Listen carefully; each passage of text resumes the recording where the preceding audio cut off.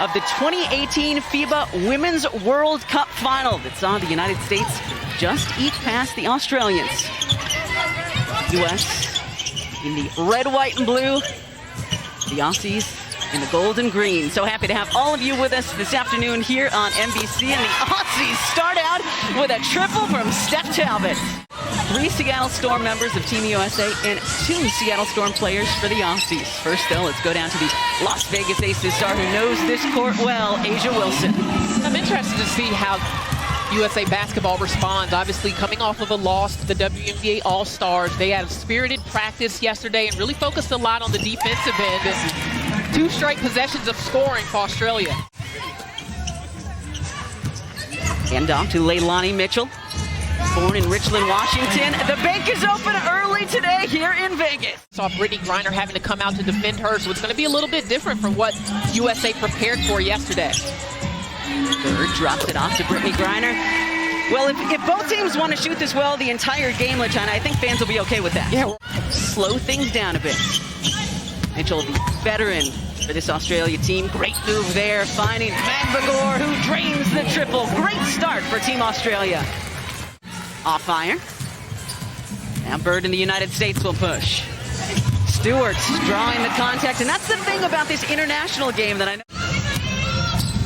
Jen O'Hay, number 4 in the yellow, also in. Great move down to Brittany Griner, all alone there on the roll. Beautiful screen by Brittany Griner.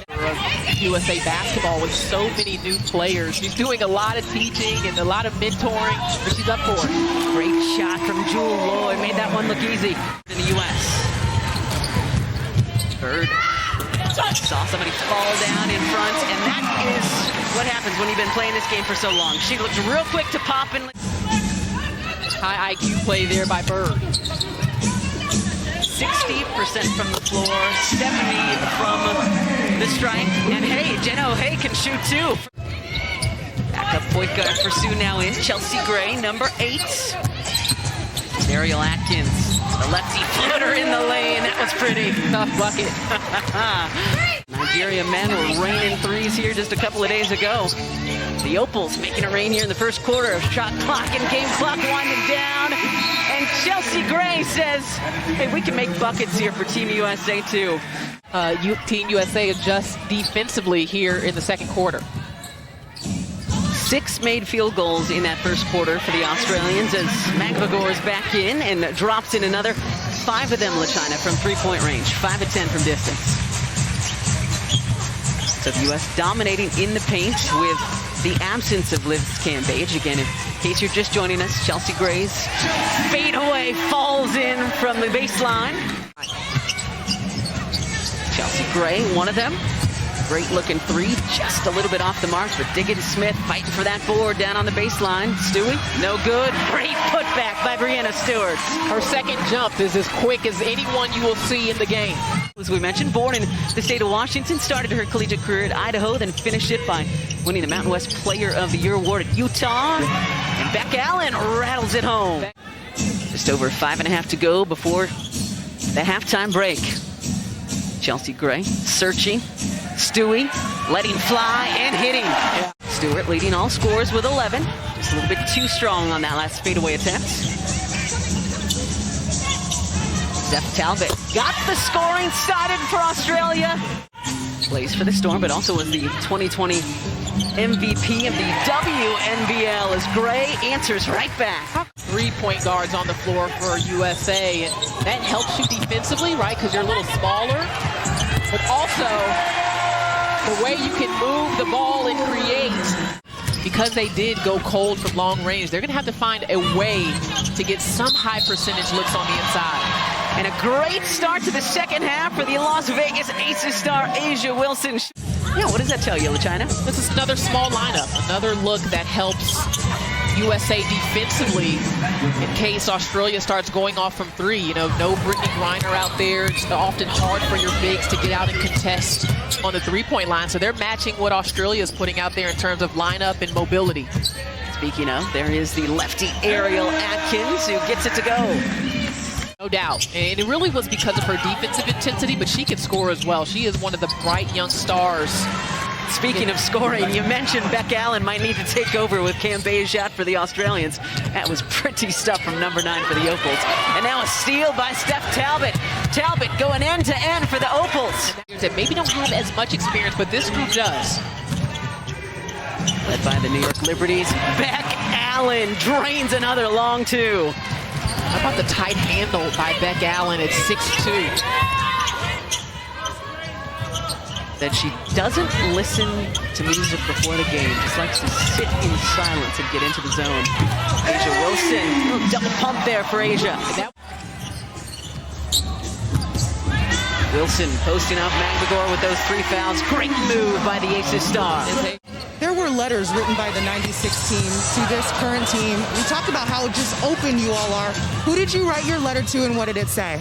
I wrote my letter to Asia Wilson, and it really just talked about her understanding the blessing that she has to play on this team, to go out there, to work hard every single time, to put into that effort. You know, it's not just about Asia herself, but it's about the whole team. It's about one country and one goal, and that's winning goal. Lisa, thank you so much. On cue, Asia Wilson scores.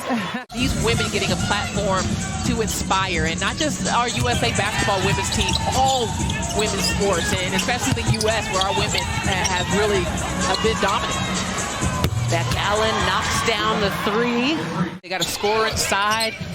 USA has not been executing well offensively, with the exception of Asia Wilson, and right there by Tina Charles. Coming in undermanned, and how you fight. I mean, they're showing a lot of pride. No Liz Cambage. Kayla George knocks it down, and on cue, LaChana, here comes Australia. Looking forward to bringing you the final exhibition with Nigeria on Sunday. Great movement that time from Talbot down to Magbagor. Again, Sunday right here on NBC Sports as Charles backs it in and gets it to go. Tina Charles, great defense by Magbagor.